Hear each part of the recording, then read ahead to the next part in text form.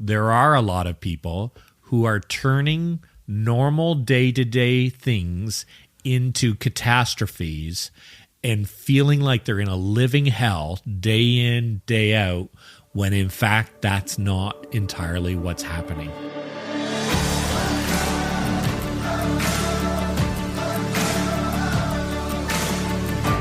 Hi, and welcome to the Living Richly podcast. My name is Rob Dale, and I am with my incredibly wonderful, amazing friends, Eric Deschamps and Trevor Monven. And we've been talking about community last week, and so I thought I would just try to, build into. We these think guys you're pretty a bit more. amazing too, Rob. Oh, thank you. That's so nice. It's wonderful to feel. Given time, I also might have things to say. Okay. We've really want to thank you for being part of this journey with us. In spite of all this. In spite of all this, the fact that many of you continue to come back week after week after week is pretty incredible. No, it is exciting, and I've been sharing this, celebrating the success and the wins. Yeah. It is incredible just how many people are tuning in. This has been resonating with so many, and there have been thousands of downloads and all kinds of social media activity. We are so grateful for all of you because you never know where it's going to go, and you've decided to come with us. So thank you. The fact that we have survived 18 episodes, 18 weeks. Only 17. Right, that's true. We don't know. We don't know how today's going to. We don't know if we'll make it through this one. Today's still anything could happen. Who knows? We've had lots of conversations. We've covered a lot of topics in the Living Richly model, the 4x4 model, as we call it. And we've looked at a whole bunch of different elements. And last couple of weeks, we've been talking about community. We've been talking about rituals, and then we got into a conversation around community.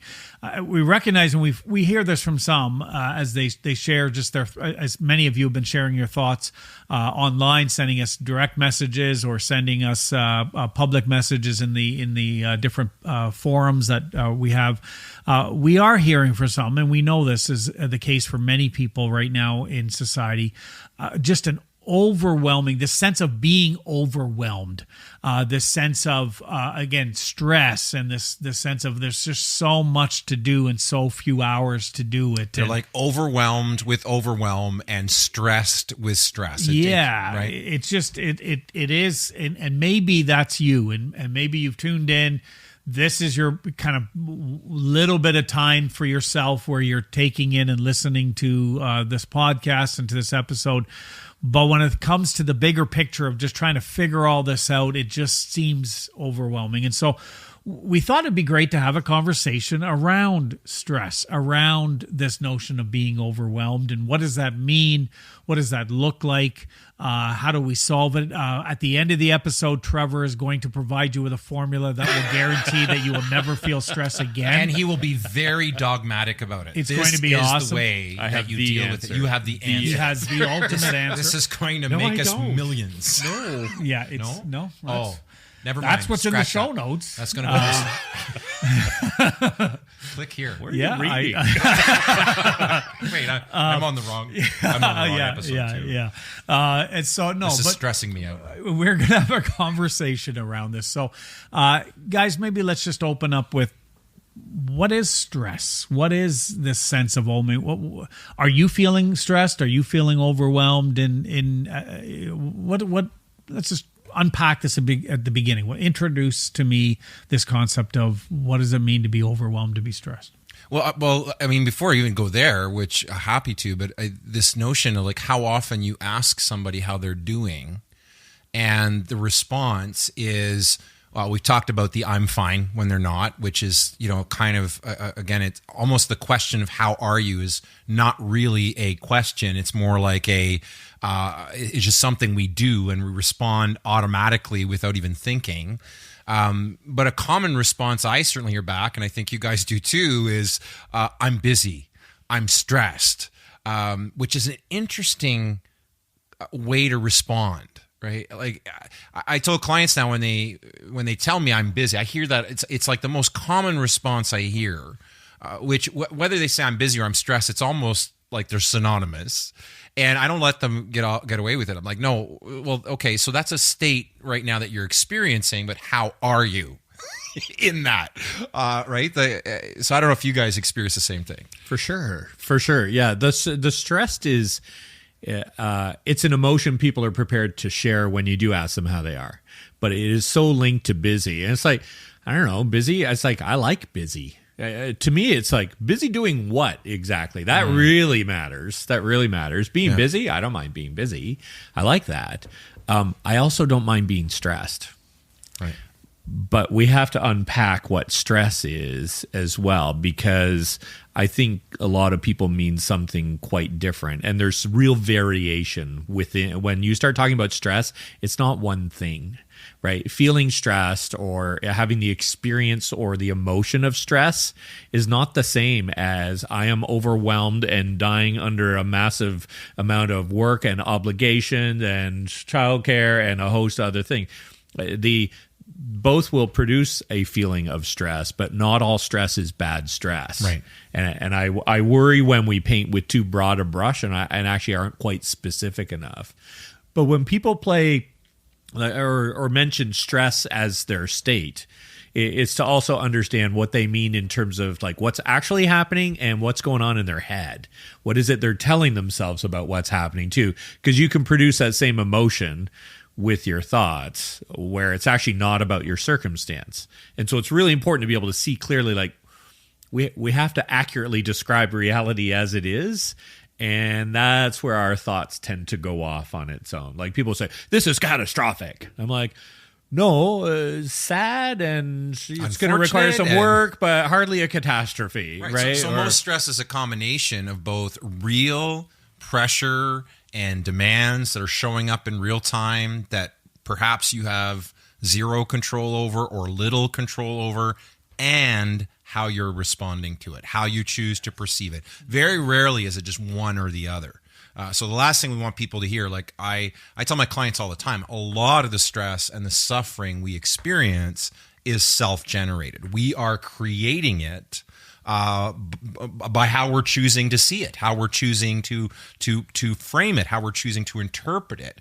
Doesn't mean all of it is, but there's often a significant measure of the overwhelm and the stress that we're experiencing is because we've jumped to a worst case scenario type mindset, or a victim mindset, or this is impossible, I can't get through this, or it's catastrophic. We jump to these unhealthy mindsets that actually generate more pain than the original activating event, right? It's, again, back to the Dalai Lama, pain is inevitable, suffering is optional. And whoever said this next one, I wish I could find it, but suffering is what I feel about what I feel. So I think there's this combination of real life stuff that's showing up that you have no control over, that's causing stress. And those are very real, very present, imminent things that you need to process and work through. And then there's this aspect of it that, what am I creating? What construct am I creating, perhaps, that is not serving me well, and making that stress overwhelm, like amplifying it to the 10th degree because of the way I'm choosing to look at it. It's interesting in the timeline of when this episode is being recorded. It's being recorded 3 days before I leave on a 2-week vacation. And I just got back from a week-long vacation. You just got back from a week-long. Hence the tan. I'll be working. You'll be working the whole time. I'll be trying to work this week. The episode will come out, I believe, right after I get back, and kind of the timeline of that. But it's interesting as I tell people. Well, hopefully you'll be feeling better. People will be telling me that I'll be heading out on a couple of weeks vacation. One of the things that they will say is, "Oh, you're going to need the first 3 or 4 days just to decompress, just to kind of release all that stress." And I'm like, no, I'll be fine at the airport, right, even if, without being able to predict the night before, right? Like, it's like, no, I'll be, I don't need 3 days to decompress from stress, because it doesn't have that hold or that control. Did it ever, though? Was there ever a time? Absolutely. And, there was seasons. And because I would say the same thing. There was a time where a week-long vacation never seemed long enough, because it took me most of that time just to start to unwind, and then it was already time to come home. Yeah. That is no longer the case. and I'm able to turn off right as soon and go into that relax mode right away. What changed that for you from I need several days just to start decompressing to now, no, I'm good as soon as because that's an interesting shift. Well, I explained that in the first 17 episodes of the Living Richly podcast. Could you do it more succinctly? I don't know if folks listening have time to go through all 17 episodes for the answer. Can you give us the Coles Notes version? Yeah. Well, the episode on feelings, identifying, naming, being able to recognize what it is. I am not the feeling, right? So if I'm feeling stressed, that's different than I am stressed. And it's being able to being able to understand, oh, this is something I'm feeling. Am I creating this myself? So what are the scripts that are going through my mind in that moment? Being able to, with all of that, having that conversation to recognize what's happening, and then being able to identify and go, okay, is this something I need to put energy into, not put energy into? All of those have allowed me to be, it really is this sense of one of the most powerful books that I've read recently was a book that the two of you recommended. That actually we all had it around the same, The Untethered Soul. And we've mentioned it on episodes before, but The Untethered Soul, great book.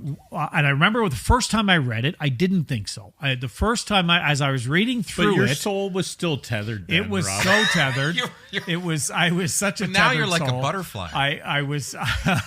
And Trevor doesn't like butterflies. Do you hate me? You have to listen to a previous episode on the backstory. Again, strong word. Again, as I said, I unpacked this over 17 episodes. But there is that sense of when I first read Tethered, when I was reading it, I was about a quarter of the way through it. This is stupid. Put it down. I don't have time for this. And then we're sitting around dinner and you guys get talking about how much it just so effective. And I thought, well, if the two guys that I respect more than anybody, if this impacted them, I need to go back and read this with a more open mind. And that's when it was like, fuck. And this whole notion of, oh, that's interesting. With the letting that energy flow through. And that's what stress is. It's the feeling, it's the energy. And as I let that flow through, and so it's very rare that I find myself, I'm often in stressful moments. Sure. Yeah, right. There's very rare that I feel stress. But I love what you said a moment ago, several moments ago. You loved what I said. But it was all good. But you said it early on in what you were talking about. You said, so I have this conversation, but it almost sounds like conversation with who? You're having the conversation with yourself. Yes. And going back to the mindset stuff we've been talking about, is we are talking to ourselves all the time. Everybody, whether you talk to yourself out loud, whether it's an internal dialogue where you're having this conversation in your head, people always think, I must be crazy, I'm talking to myself. No, this is very normal. It's actually quite normal. One of the things we need to normalize is that self-talk is very normal, actually healthy, if channeled properly. I remember, this football coach talking to his team, and he said, you're talking to yourselves all the time. Why not make it more positive? And for you, the big shift, I just love it. The big shift was, wait a minute. What's really happening? What am I feeling? What am I experiencing? Is how I'm interpreting this serving me or not? Is it accurate or not? And this ability to be more disciplined in our thinking, which, it takes work, it takes practice. It's like going back to practice, right? Like it's like a muscle. If you haven't been flexing it much at first, it's harder work. But the more we start to take control of those mental faculties, and control may be too strong a word there, but you get what I'm saying, where we start being more active in our thinking, right, as opposed to passive. This notion of stress being amplified because of what we're attaching to the activating event, which may or may not be true. And think of the worst case scenario thinking, people jumping to conclusions and going to this worst case scenario. How often we actually do that. And when we're in that mode, when we're allowing our minds just to go there, because we are allowing, it's a choice, right? There's no victim here. Like we are truly just allowing our mind and our thinking to dwell on the worst possible outcome. And perhaps because we've trained our minds to do that.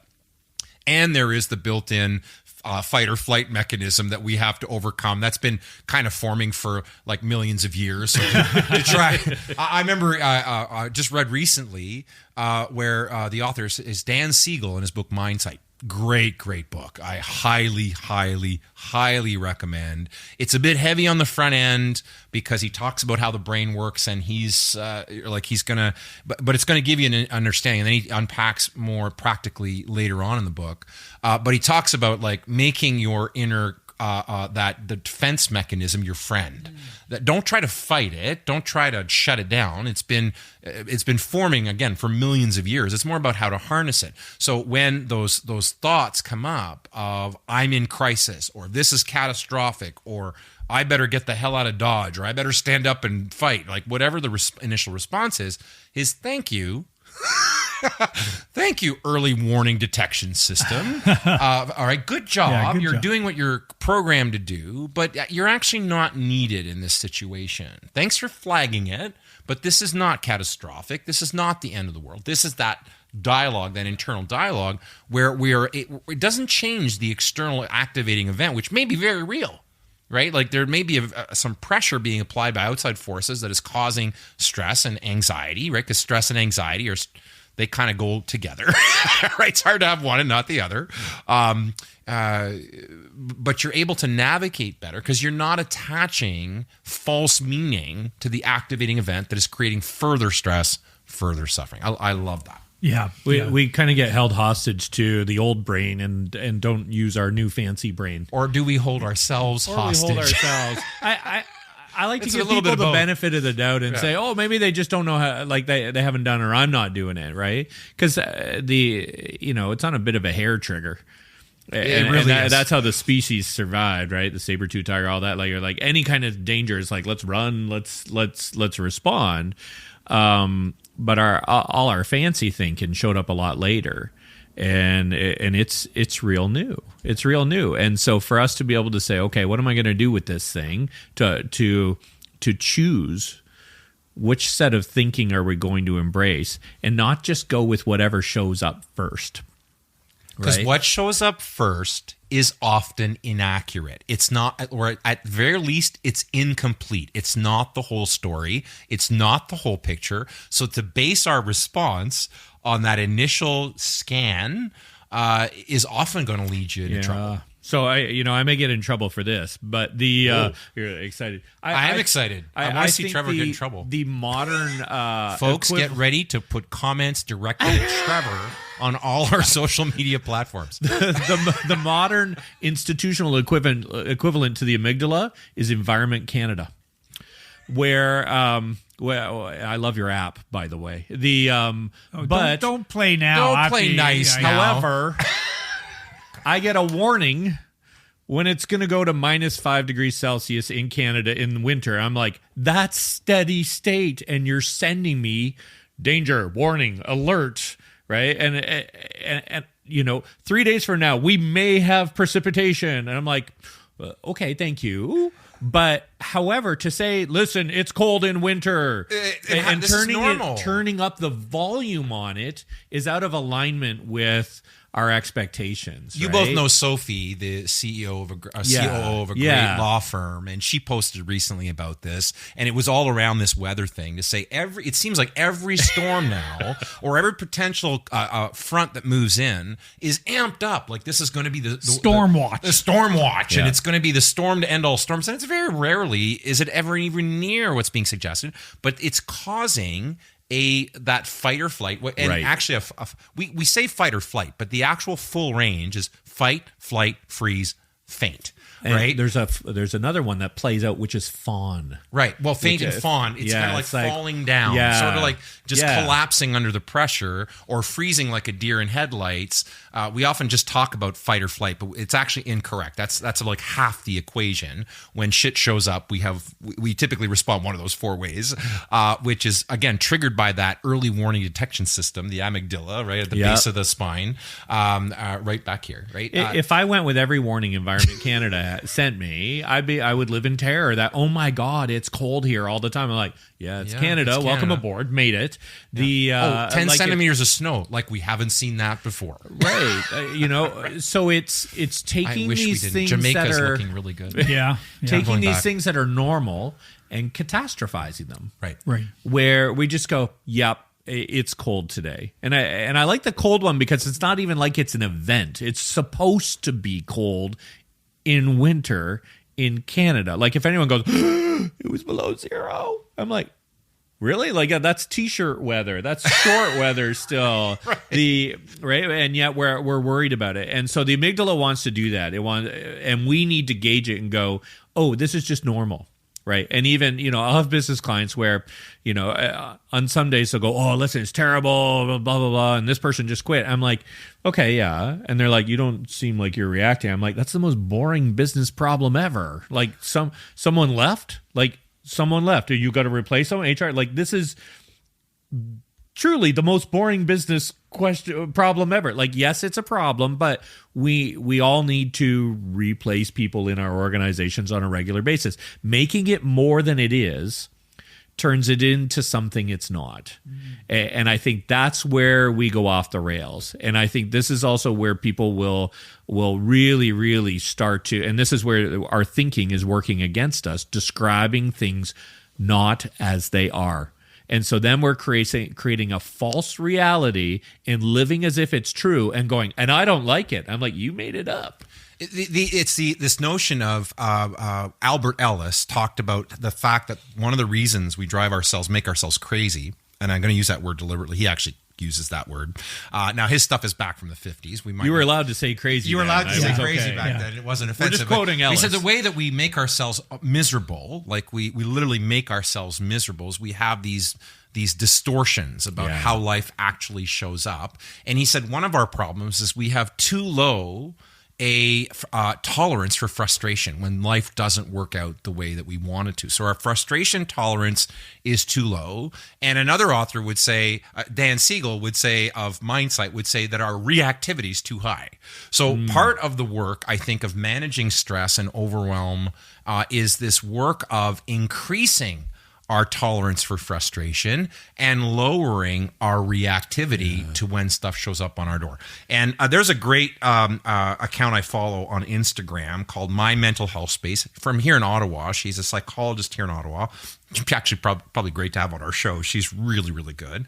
And she talks about relationships. Think of the stress and overwhelm we feel in relationships. Like if there's an area we often feel stressed out, it's in our relationships with our significant other, relationship with our kids, relationship with friends, the people that we care for the most. We talked about community in our last episode, and we talked about how it's in community that we probably received the greatest wounds. Where we've been hurt the most has been in community. And where are we going to find our greatest healing? In community. Often alone in our own minds? Alone in our own minds. Nope. Rocking back and forth on Nope. Wrong answer. sucking Wrong our answer. thumb on a secluded island somewhere. But it's going to be in community we find. But you talk about normalizing things, like how they were hyper sensationalizing weather, right? And creating, and she talks about things to normalize in our relationships may include being disappointed in each other, having fears, doubts, and feeling frustrated, making mistakes, taking responsibility, having disagreements, right? Having difficult times. Like these are, and she goes on and on and on. But when I read it, I was like, it's so good because often we treat these things as though it's the end of the world. I had a disagreement with my significant other. We must be done. It must be over, right? And we hyper sensationalize them in our own minds. And often that's because of past programming, family of origin, right? Subconscious. We talked about in the mindset episode that 95% on average of what we do is program. Yeah. We're not choosing our thinking. We're not choosing our beliefs. We're just going with the automatic pilot. And I think life is really about, like, when we talk about living richly, it's about breaking. Interrupting. It's right? Hey, I don't think Eric was done. No, I'm going to interrupt. You really interrupted me. Interrupting me. But, right? Interrupting the automatic pilot more often. That was so great. good. That was so good. That was like a living illustration. but I didn't know what to do with it. That's what's supposed to happen. Exactly. You're right. Like we're living it already here. Like, right? Jedi. You're welcome. Sith, I don't know. Ninja. He's something. But like, let's use used autopilot. So That's great. let's use this example. Because some people say, no, it really is stressful. I'm like, it might be. You have to test it though, because stress is subjective. So, and the example I like is going on a flight, ride on an airplane. For some people, it's the greatest experience of their life. I'm going on a plane, like kids, right? They're like, I got to see all this stuff, like incredible. Some people are bored as anything. Like, I'm on 10 flights a week. I just don't care. I just want to get where I'm going. And some people are petrified. Yeah. Same flight. Same stimuli. Experience. Same.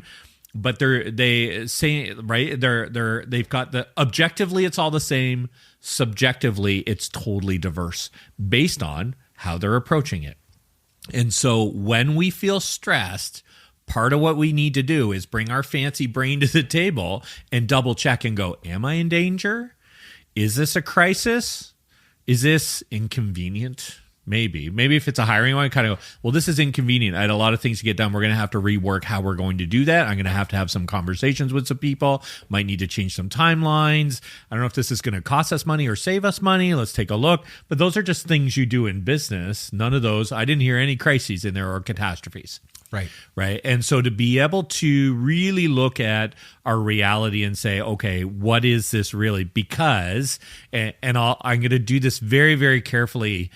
I think there are a lot of people who are turning normal day-to-day things into catastrophes and feeling like they're in a living hell day in, day out, when in fact that's not entirely what's happening.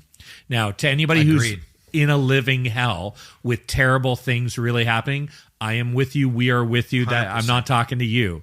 But we do need to check and kind of go, actually, if that's just your job is doing those things and getting those things done and no one is berating you and you're not in a toxic environment, you just need to do some stuff, then you need to re-examine and find a new relationship with it in a new way. Find something else find to do. Something else. And I know that may... But if it's a mindset pattern, the change may not fix that, right? No, because if you... Like, that's right. I'm not suggesting just a geographical cure, right? Because what you run from, you keep running into. The guy who just came from Jamaica. Well, that geography, I want to go back to immediately, yes. But this notion, it's not about a geographical cure, because what you run away from, you'll keep running into. Like we talked about in the last episode in Community, if a certain kind of person or character keeps showing up in your story, it's probably because the universe is trying to draw attention to something. And if you don't deal with that, the universe will just keep casting someone in that same role, maybe a different person, but to kind of bring that out in you. So I'm not suggesting we avoid it. But if you're in a job that truly, or a situation or context where truly you're unhappy and it's not healthy for you, make a change. Right. Yeah. Make a change. And I know that may sound, I don't want that to sound heartless or lacking in compassion, but we often, how often have I said, like, we're never as stuck as we think we are. And that's not to discount extreme circumstances where there's real shit going down. I'm not talking about that. I just think a lot of the stuff that we feel stuck in or trapped in, or we feel we have no options, that actually we have far more options than we realize. But we're telling ourselves a story, a narrative that makes every door look closed. One of my favorite quotes recently around this notion of, when you're talking about make a change, and I'm blanking on the author of the quote. We'll get it and we'll make sure we put it in the show notes. We trade short-term discomfort for long-term dysfunction. Right.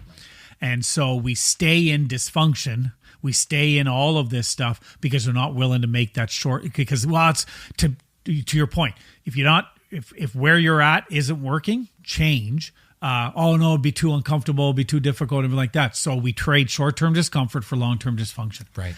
Good. And being able to make that decision. I want to go back just for a second. I was about to jump in when I did interrupt. Feel free to interrupt me anytime. I'm not but with that idea of interrupt, it was I was listening to another podcast, a competitor's podcast recently. I was listening to Trevor. We need a new host. I was listening to Hey, Ben. Steve, are you looking for?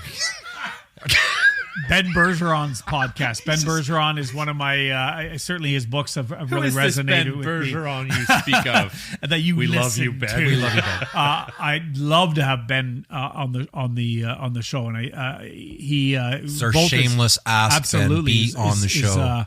His both his books have really spoken to me. He was talking about stress and the notion of finding habits to fall asleep, and he was struggling with falling asleep at night and all the stuff going on in his mind. And many people can relate to insomnia. I struggled with insomnia for a lot of years. I still do from time to time. But a lot of my insomnia would be I would wake up and then my mind would get going, right? Start thinking about stuff.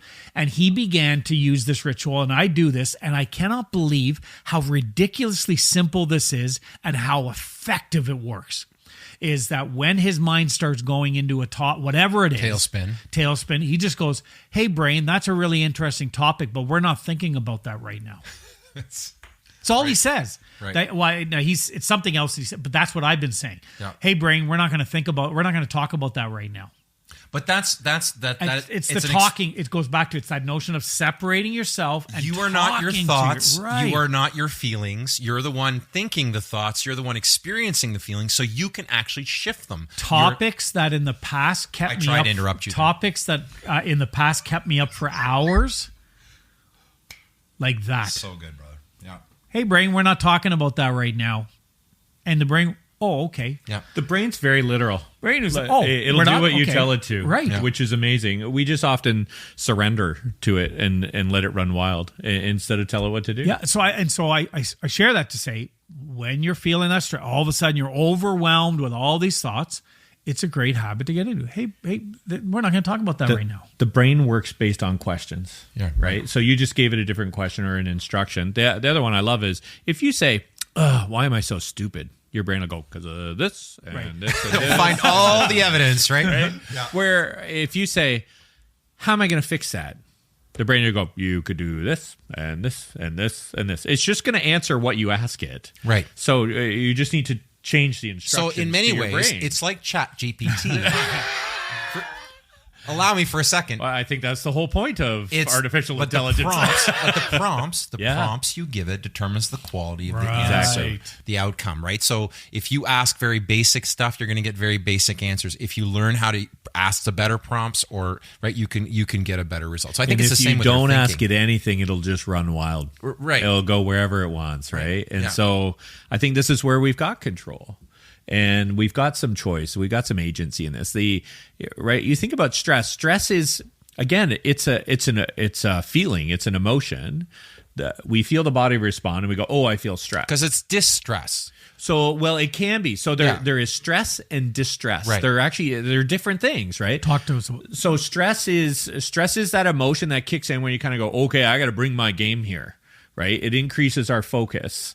It helps us be more attentive to what's going on. It makes us more productive, right? Stress is like, okay, I need to get this done. I need to solve this. I need to deal with this. Distress is we're in trouble. Right. Right? That's where we kind of go from discomfort to safety issues. So right? in a very simplistic way, there's positive stress, or what we call good stress, and there's bad stress. Absolutely. Good stress is game on. I'm ready. It's like, all right, I got to do this thing. So, for how many people when they step onto a stage to public speak, we know lots of people don't like it. But when you do, you've got lots of feelings and there's some stress. All of that is about dialing up your body for game on. We're going to do this. We're going to bring your focus and attention and drive and all of that. It's a heightened state.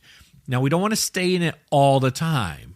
Right? Because that's the other part. Right. But if we believe everything around us is stress and stress equals bad, because here's what so this is my personal theory. Kind of mid-90s, lots of research starts to come out about the negative impacts of the chemical changes on our body with sustained stress.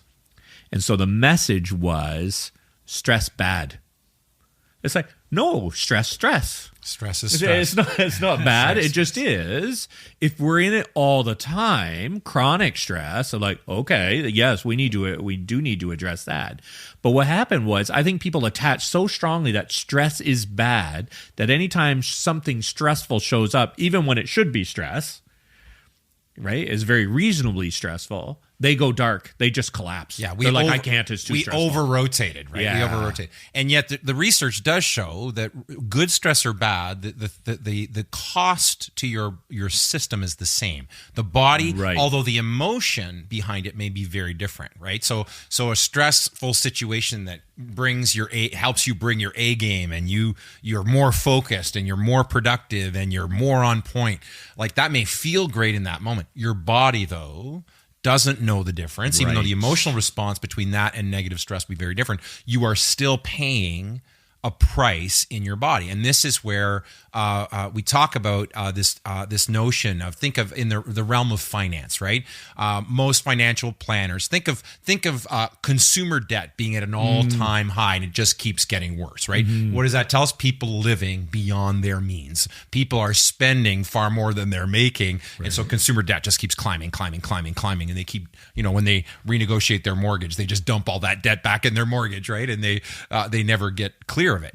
So financial planners would tell you need to live more within your means and put some money aside to save for some of the important stuff to you that you want to do, not just later in life. I'm not a fan of just putting it all away for another day. Like, live now and prepare for the future. But I think many of us, from a stress perspective, are living beyond our means. We are over invested, like we are overspending in terms of our commitments, are the promises we make to ourselves and others, and the things that we hold ourselves to, and the commitments that we make, again, often prompted by all kinds of fear, guilt, and shame, the musts and the have-tos and the shoulds. And so we're overspending and we're under-investing in things like self-care and filling our cup and, connecting to source and making sure that we're good. Yeah. So again, you may be in a job that has lots of great stress that causes you to perform really, really well. Message here is that's good, but you can only do that so long before your system starts to say, like, I can't run at it. It's the notion of take a race car, think of the Indy 500, which is the hallmark, right? Like, we all remember watching the Indy 500, Formula One, right? Formula One, and these cars go like 200 miles per hour. Like, it's not Formula One. Is it Formula One or Formula 2? NASCAR. No, not NASCAR. You're talking about Daytona 500. No, Indy 500. Indy 500. Grand Prix. Thank you, Grand Prix. Yeah, Daytona was yesterday. Yes, was it? Yeah. Well, these vehicles, whichever one, I'm getting it all wrong. Thank you, Steve, our sports guy, is giving us the what's what here. Indy 500, we'd like you to be on the show. All these vehicles are designed to go at incredible speeds, right? And yet, at the end of the race, in most cases, the engine is done.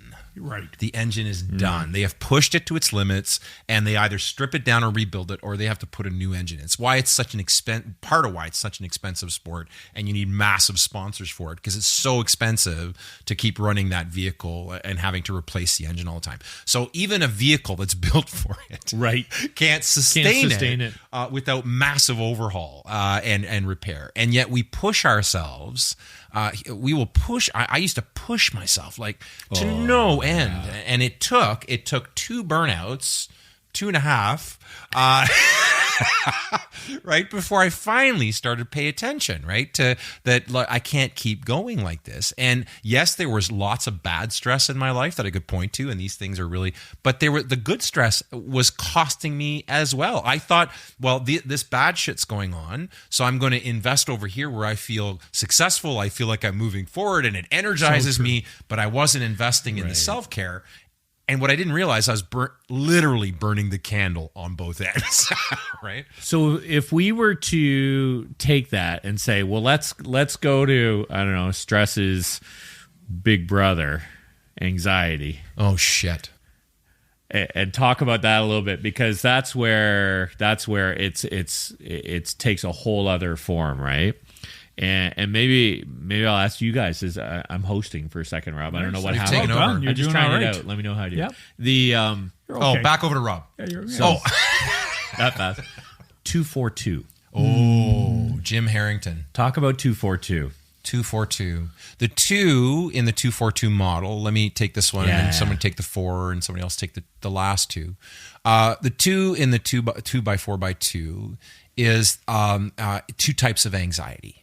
there's acute anxiety, and acute anxiety is actually not the one that's the most to be most concerned about. Acute anxiety is when something really bad goes down and it's temporary, and it does pull all the energy and your focus to deal with it. We had a kid. One of our kids had a fender bender. Right. Acute anxiety, acute right? anxiety. It's like episode driven, right? But it's time limited. Everybody's good. It has a start. It has an end. Yep. It's usually short lived. It's not often like it doesn't mean it's short lived within hours. Sometimes it's days. Sometimes a few weeks. But it's short term. It's usually short term. It's acute, and then it's gone.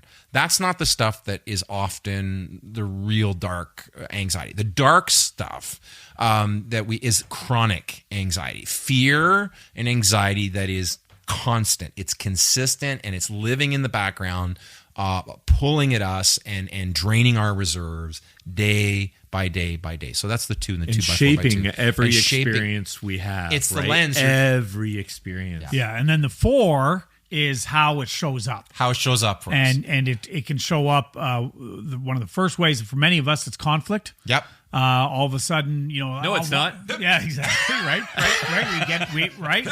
This is the fight, right? We get ready to fight. Fight or flight, right? So we fight, and so we engage in conflict as a way of trying to dissolve this, diffuse the anxiety that we're feeling. For some, it's distance. We can pull away.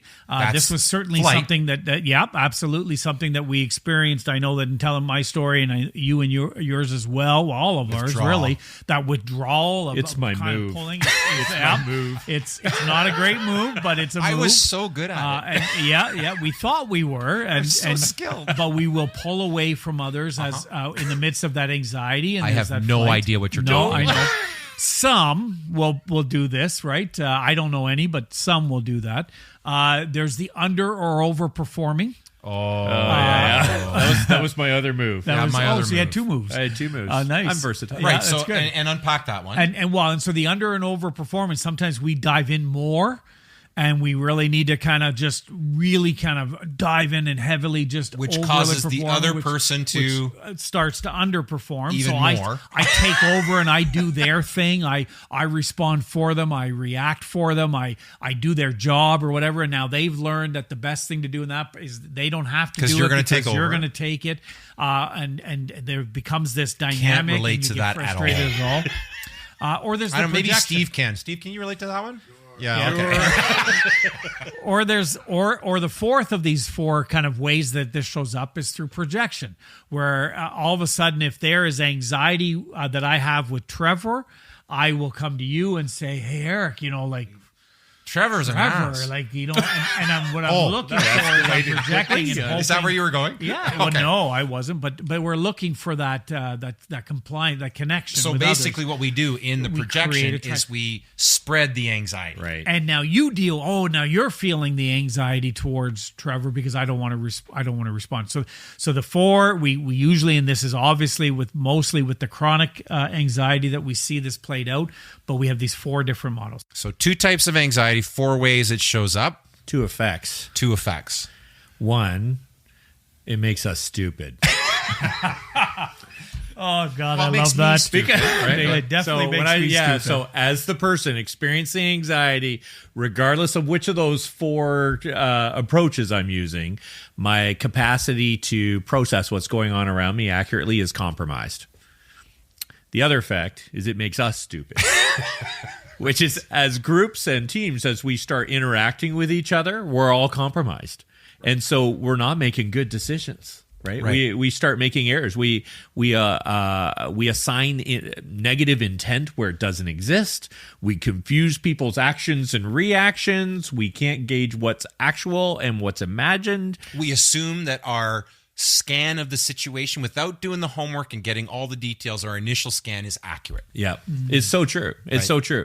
So yes, I'll give you an example. I'll give you an acute stress example from yesterday. So yesterday, you guys know, our very first lamb was born on the farm. Lamb chops. That's what I was thinking. We're not. I don't think we're allowed to eat that one. Really? Carrie made it clear. But so our first lamb is Carrie. born, and so I'm here, and we And I went outside really for no reason, but I just like, I don't know, I need to go outside. So I go outside, and all of a sudden I hear this noise. I'm like, that's not our regular sheep. It's this little tiny voice, but high pitch. I'm like, so I go running up the hill to find out. I'm like, oh my God. So I call Carrie, and so I'm feeling acute stress because we've never dealt with a new lamb before. It's our very first one. Don't feel really prepared for it yet. I don't really take care of the animals anyway. That's a Carrie thing, but it's like we're all in this together. Right, as you ran inside and called for Carrie. I called for Carrie. That's my part of the together. Is I like, honey, there's a thing you need to do.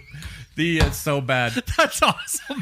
That was so good. So it's kind of true, but not in all things, just in the animals.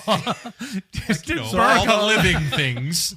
So out Carrie comes, and we're like, I don't know, like, is it okay? Is it not okay? I don't even know how to tell, but it's just like, man, like we have miniature sheep, and that thing was cute. Like, just like that's cute. I saw the but this pictures. is scary. We'll post it. We'll throw a picture up. Yeah. But this was stressful for me though. So I'm like, all right, Carrie, do you have it? Okay, good. Distance. Distance. And I withdraw. So I went to distance, right? That or dramatic underperformance, whatever. It could be both. And then I was thinking about it for a few minutes. But what was great was using this model, I was actually able to go, this is acute stress. What am I doing? I'm distancing myself. And I came back out because I'm like, no, this is what it needs. And where... Right before that model, I would have had no clear way to navigate that. I might have felt a bit of a nagging inside me around maybe I should be there or not, or I don't know, and all this. But this actually gave me a model to kind of go, basically, I had acute stress, I went to distance, and I was stupid. But what I was also able to do was see it all and make a different choice and kind of go back out. So good. And so like all of us in these events, in these moments, whether it's acute or chronic, we'll play this out. And when we see it, we can then choose a different kind of path. It's like what you were talking about. I see the thought. I see the feeling. Oh, that's interesting. Right. It's the same. I see my anxiety showing up. I see the pattern playing itself out. Okay. How do I want to... I can either just go on automatic pilot and do what I've done, traditionally speaking, or I can, in that moment, choose a different way. And if in that moment I go into automatic pilot, okay, I'll recognize it and then perhaps try a better way moving forward. So it's not about using that to then beat yourself up with, because we're not going to do it perfectly. But thank you, Jim, for that brilliant model. It's such a good model. So good. And I think Carrie in that situation clearly overperformed, because you'll see by the picture, by the time that thing was born, it already had a sweater on, which is a little weird. Like she had a knit sweater. It's a bit of a meta sweater. Right? It's a sweater. On a sheep. On a sweater. She had a wool sweater. A wool sweater. On a sheep. On a sheep. That just blows my mind. Okay, we are... My wife is very thorough. She's really good. Recognizing our time here, I promised at the beginning of this episode that we Did would... you? Yes, What did you I promise? made a promise that never we would promise. conclude this with Trevor giving a solution to people's stress. So here you go. What do we do? What's the actions we take? A couple of thoughts. One is around focusing on where you have control over on things you have no control about. Right. And that distinction. And Rob, actually, you're like the evangelist for that. And I think of you every time like that comes to the foreground. It's this piece where we have to get really clear on where can I act and what's outside of my capacity to act, and to stop putting time and energy and focus and complaining or anger or whatever on that, and put it into things where, you know what, I can change this. I can change this. So I would say that's one. Linked to that is this notion about confusing our desire to take responsibility for everything and everyone. That's another Jimism. Yeah, right? It's another Jimism coming up, I feel. That distinction between responsible to and responsible for. Yeah. So if you are dealing with adults, your only job is you are responsible to them. You are responsible for none of them. The only thing you're responsible for as an adult Yeah. are your thoughts, Right. Your feelings, your choices, You're responsible for your you. actions. But where we get in trouble is I feel a need to be responsible for how you feel, Right. what you're thinking, how you're reacting, which is outside of my control. Guaranteed chronic stress right there. If you'd like more chronic stress, take responsibility for everyone else's feelings. Make your family happy. It's your job. No, like Right. we need to, we end up putting our energy, we avoid it for ourselves. We don't put it where it needs it, where I am actually taking responsibility for myself. And we put it where we have no control over the outcomes, where we need to be responsible to others. We need to be a good colleague, a good worker, a good communicator, a good adult. We need to honor our word. Like those kinds of things, that's responsible too. But do not own other people's problems. Own yours fully and then live them out with integrity. Yeah, 100%.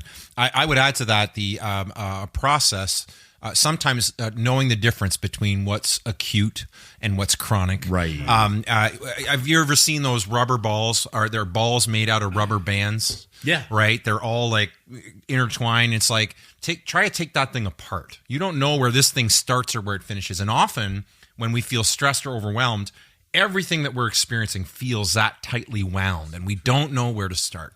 And this process was inspired by a great book, which will benefit you in many ways, especially on the values side, The Values Factor by John DeMartini. He talks about a simple process for identifying what's stressing you out and figuring out what options you have. We talked earlier in the episode about we're never as stuck as we think we are. We always have options, regardless of how it may appear in the moment. And the process is simple. He says, sit down and write down. Again, the power of reflection, the power of journaling. Sit down and write down everything that is currently frustrating you or stressing you out or causing you anxiety right now. Sit down, write them all out. Now pick your top 3. And he doesn't say this in his book, but my experience is the top 3 that will show up are not acute.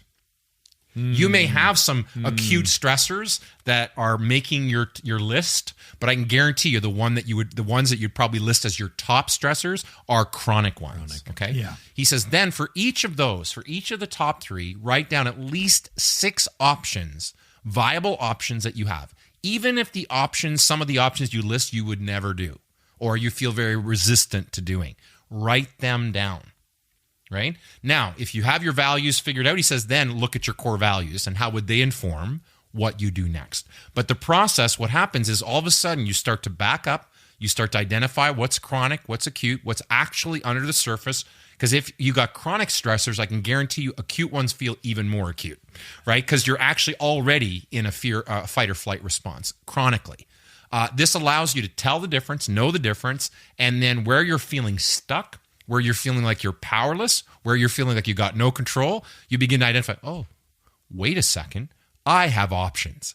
And all of a sudden, your mindset around it begins to shift pretty significantly. Some great reflection questions, and I won't use all of them, but I've got a few here that we'll put them all in the we'll put them in the show notes. But some of the great reflection questions. What are the things that cause me to feel overwhelmed?